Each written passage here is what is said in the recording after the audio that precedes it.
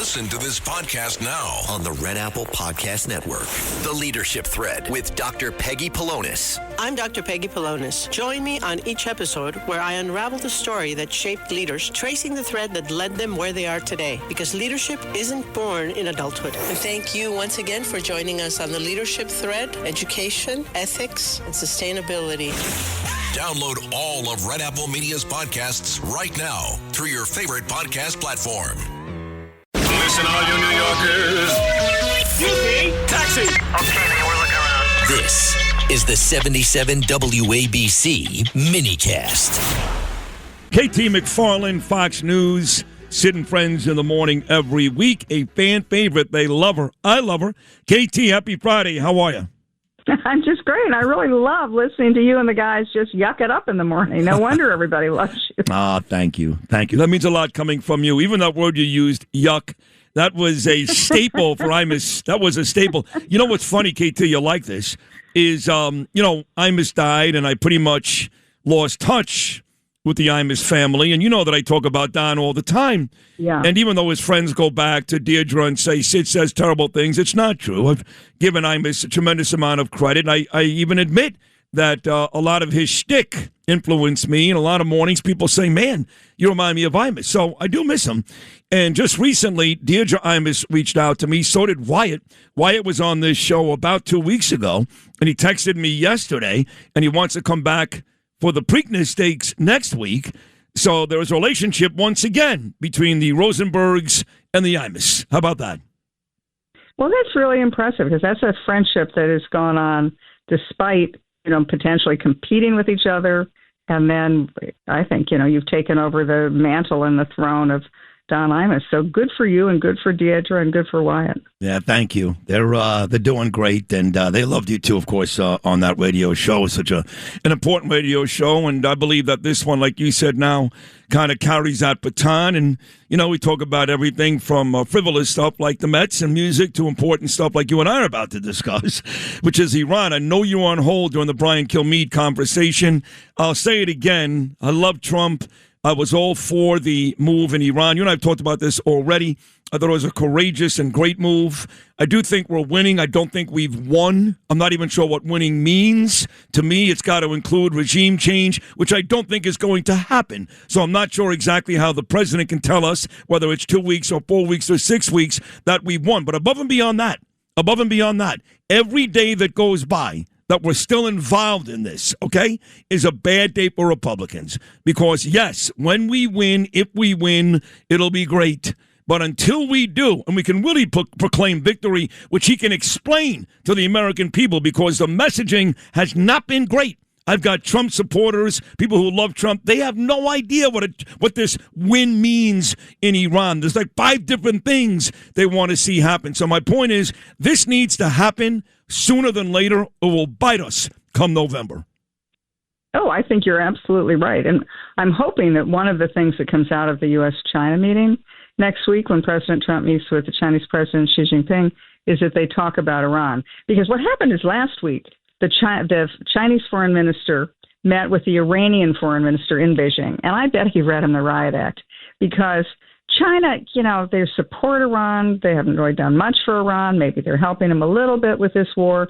But at the end of the day, China doesn't care about Iran's nuclear weapons program. China cares about China. China cares about oil. And Iran, because of the war and because of the blockade and because of the Strait of Hormuz, Iran is really shutting down China's oil flow. So China doesn't just get oil from Iran. It gets it from the Saudis, from the United Arab Emirates, from Iraq. And all that oil together adds up to about 50% of China's imported oil, which is probably 10-15% of China's entire energy needs.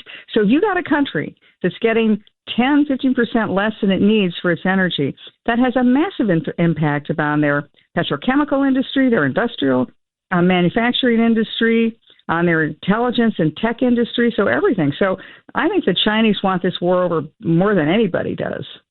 You just made such a great point, and I'll have Gordon Shang on next week to talk about this. I can confirm that's true, only because of what I read and hear, that the Chinese, believe it or not, have been putting pressure on Iran to end this war because selfishly, they're getting hurt with the oil, with goods. So, yes, as Trump gets set to go there, it's not going to be one of these situations where they're going to be backing Iran. I'm hearing they're already communicating with Iran to fix this because they're getting screwed. And like you said, all they care about is themselves. Yeah, and I think that what will happen next week is that President Trump and President Xi will say, okay, now the adults are in the room. How do we stop this war? And Trump will say, no nukes, and he'll lay out his conditions for Iran in an agreement. And then I think the Chinese president will say, okay, but here's what we want from you guys. But the United States and China have much more important stuff. As important as the Iran war is, and as important as the price of oil and price of gasoline and the political impact in the United States, as much as that's so important, China and the United States have more important things to deal with on a bilateral basis. True. But we've got a much bigger agenda, and China's the real problem, not Iran. And the war, is it over in Iran or not? They're just speedboats that are like the kind of boats that pull water skiers.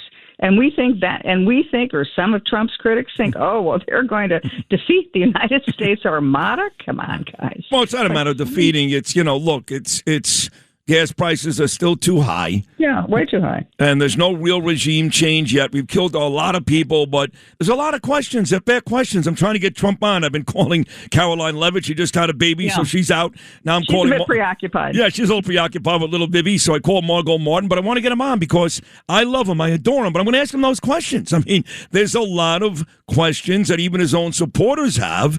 What does victory really look like? It's not one thing. It's like five. And you know this. Right now, the country that's scared to death, it's not us. Because guess what? As angry as Iran is, they're not coming to Staten Island. They're not coming to Cincinnati. They're not coming to Los Angeles. It's Israel. Right now, Israel is, I'm telling you, terrified because part of this new proposal, which we've given to Iran, includes some loosening of the sanctions. Well, guess what? Last time that happened, that was Obama and Kerry. I'm sorry to say this. I love Trump. It's going to bother you, KT, but this deal, which I've seen, looks a lot like Obama-Kerry 2.0, and it's going to loosen up money.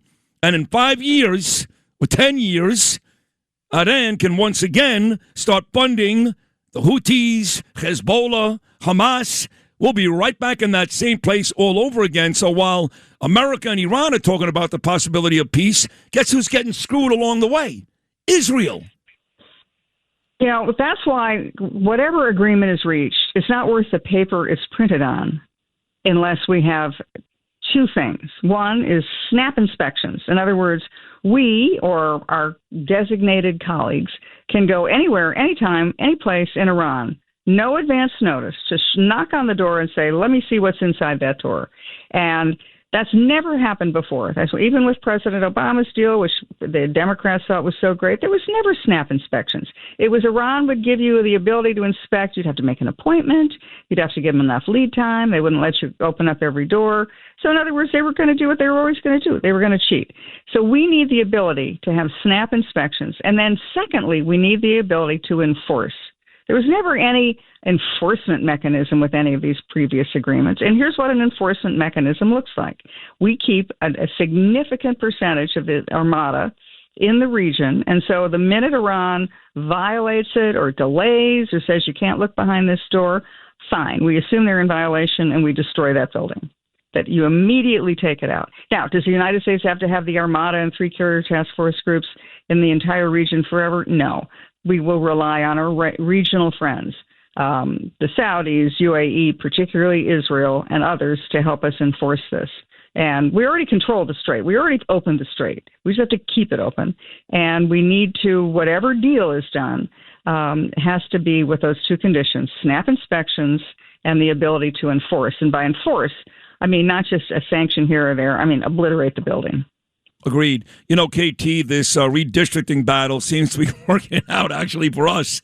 Republicans are gaining seats, it looks like, all over the place, much to the chagrin of the Democrats. They embarrassed themselves again yesterday in Tennessee. Not sure if you saw that rowdy scene, but it was out of control. But it does seem like, at least, because Virginia was such a mess and was so one-sided for the Democrats, it does seem like, after what Ron DeSantis did down in Florida, that it may end up working out for us. What are your thoughts on what's become basically a nationwide redistricting battle to gain votes? Well, it's interesting you say that because our daughter, Lieutenant Commander Reserves Fiona McFarland, is a Sarasota representative to the state government in Tallahassee. So she drove up last week from Sarasota to Tallahassee, drove her 5 hours, put her vote in, voted for the redistricting in Florida. And it was a no-brainer in Florida. But again, the Democrats thought they were going to be so tricky. They're going to challenge all of this. But it's turning out that if state after state after state, if it's got a 30% Republican population and it has no Republican legislators, it tells you that the redistricting was already in place in the other guy's favor. So I think it's about time we clean it up and open it up. Oh, it's out of here. Home run Ferry Hawks. Get ready, Staten Island. It's time to celebrate 5 years of Ferry Hawks baseball. Come out to the ballpark this week as the Ferry Hawks welcome in the Charleston Dirty Birds May 5th through the 10th. Grab the kids and come on out. We kick it off on Tuesday, May 5th with Cinco de Baseball with $5 tickets and $5 food and beverage specials. And we end the week as we celebrate all moms on Mother's Day. Moms get in free. Visit ferryhawks.com now to lock in your seats.